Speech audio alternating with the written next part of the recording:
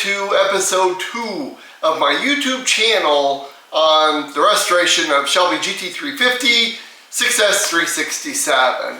So today we're going to look at the interior of 367, and I kind of want to reenact the moments when I first got in the car and the impressions I had and things that I noticed about it. It was all very cool that to see it for the first time and getting into it for the first time and how all of that worked out. So without any further ado, let's have a look at the interior and also with that, I'm going to this morning take out the package shelf from the back, and that will give a pretty clear view of some features of the car in the back seat area. I'm not going to dismantle the interior just yet. I'm going to save that for a later episode. Let's have a look-see and get started. Let's go.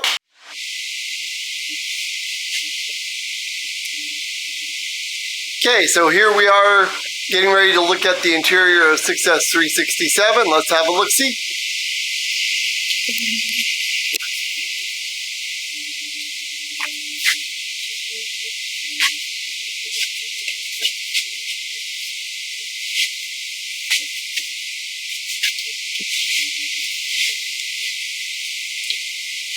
Okay, so as soon as we got to the car hauler, it was a Sunday afternoon, and it was, as you can see in the photo, it was inside the car hauler. It was a little difficult to access, and the hydraulics had given out on one of the ramps. And so it took me and my stepson and several neighbors to do a lot of pushing and pulling.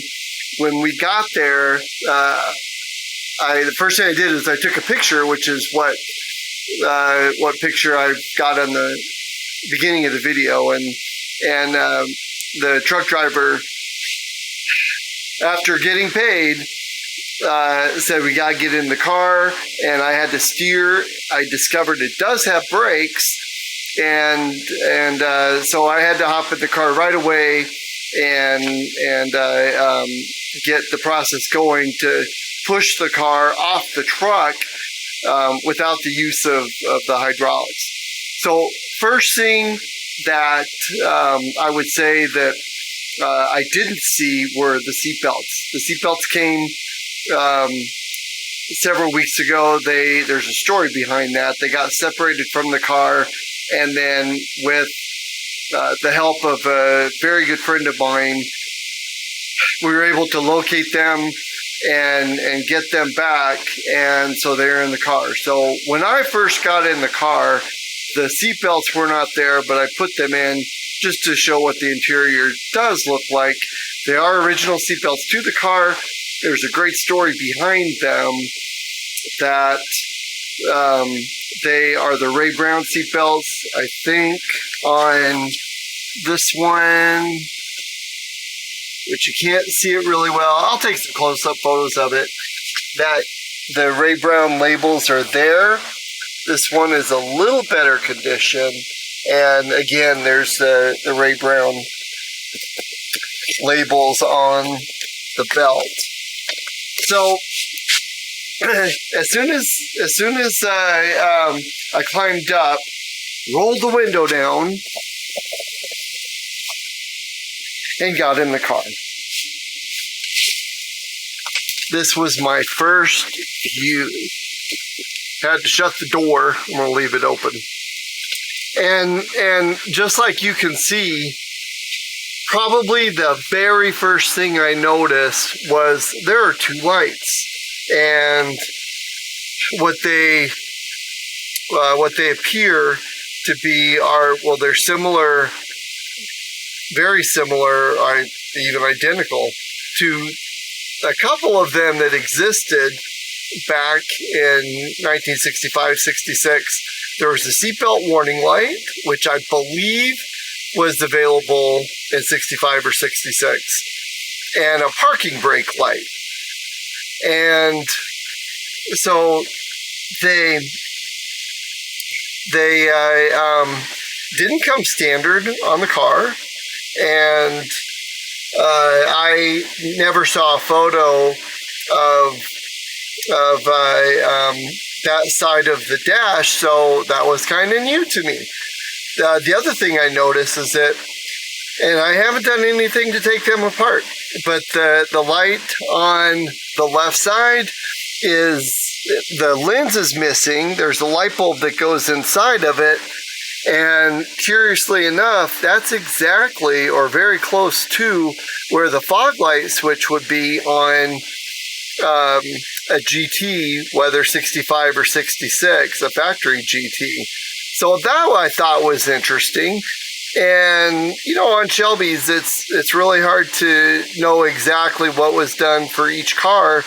These cars were obviously from the factory with a K-code motor and all the features that go with the K-code, a dual exhaust, heavy-duty suspension, front disc brakes. Essentially, these cars were GTs. And to see a hole there, if it's a factory hole, that got me curious. I'm thinking, all right, there's some pretty neat stuff about the car that I didn't know about. That there's probably a story behind it. And as I go into the restoration and dismantling the car, that a lot of neat things to discover. The other thing on the left side is, which I expected to be there, is the choke mechanism for the carburetor. Now it looks like, let me see if I can get a better view. It looks like the choke has not mechanical, looks like an electric choke. I am not familiar with chokes on Shelby's or any Mustang for that matter, so I'm going to have to look at that and see exactly what was created, what was added, what's there from the factory. There's other things that are down below that I'm going to have a look-see and figure out what's what. And then, of course, in the very back is the flasher for the turn signals. And then as you go across, there's the plenum for the heater. Looking at the plenum, that it looks like a reproduction. The originals were made out of like a cardboard material. So I do believe that the heater plenum is a reproduction. Go over to the heater box, and that, I'm guessing, the heater box don't really suffer a lot of wear and tear. That it's most likely the correct heater box for the car. There is, if you look up further underneath, there's a section of the corner attaching point for one of the cables that has come loose. Normally, if I were working on a Mustang, I might just replace the whole heater box. But this car is what it is. That it's everything that I find that appears to be original to the car is going to get repaired and retained. And of course, here we have the $9,000 Tack, and it does appear to be an original. There are a couple of things you can tell that the reproductions have a plastic adjuster on the front, and the factory, now the over-the-counter reproductions, as I'm told, had the chrome, the rear of the case was chromed, whereas the original, factory original $6,000 or $9,000 Tacks have the camera case finish on them. The other thing that is noticeable about this Tack is the Shelby logo. Cobra logo on the very early cars, which I believe were all of the carryovers, and I believe a certain number of 66 chassis cars.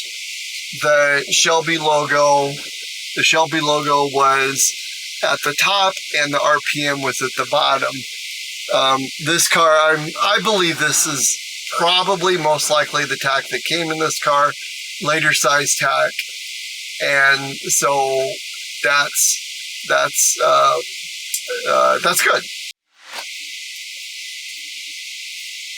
Okay, so here we are in the back seat, and first things first, this is the first time I've had a really good view of the back seat area, and a lot of interesting things going on. That the factory soundproofing is still in place. The ridges from the back seat are still there. That things going on with the whole back seat area, and we'll get to see. The back seat and the door panels were matched to the car when they were disassembled, and in some cases that they were numbered, and the numbers helped identify when the interior was taken out, what pieces go with what car. And we'll see if all of that is still on there. Okay, so first things first. When I got the car, that I peeked under, my first Shelby 6S 228 had overrides in it. It's a carryover car, and it had covers, that fiberglass covers that went over the top of the overrides, and I was really curious of what this car had. And so one of the things I did is, after getting the car, I lifted up the package tray and sort of peeked under to see if I could get a glance of any box underneath the behind the panel. And as you can kind of see, there is nothing. There's the bracket, which is right here. It's a triangular bracket. The override is bolted to the top of that, and there's a hole cut through the floor pan area for the traction bar to pass through. So looking underneath there, and it was true on both sides, that on the driver's side, looking underneath, in case maybe one of them got relocated, whatever. Again, there is no box covering the overrides. The bracket is there. It's really nice. It looks like it's intact. The body sealer, welds, everything looks original, so that's good.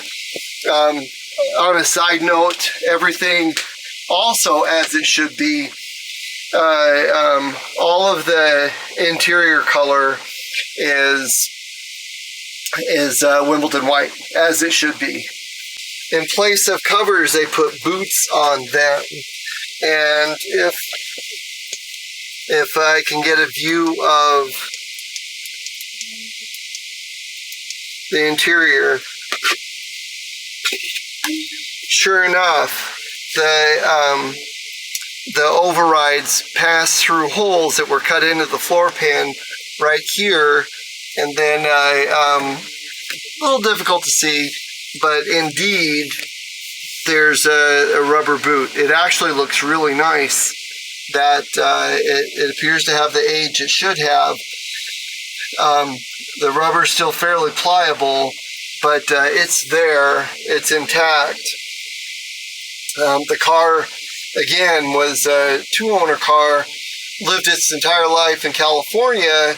Pretty mild weather. Helped preserve a lot of the pieces like that. So I'm not going to take the side panels out today, but that was a really really cool thing to see other things that are notable. And in the back and here, limited to about the first 700 cars.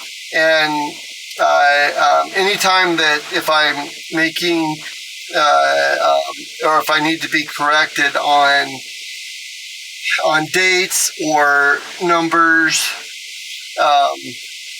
whatever it is, please do so, and you can add your comments to the bottom. But there's the bolt it's an eye bolt, and the oversized washer that was installed, the eye bolts underneath the car, and we're going to be getting into that on a later video, that was to secure the axle limiting cables. So that's exactly where it should be. I have photos of 228 when I took the back seat out of it, and the locations were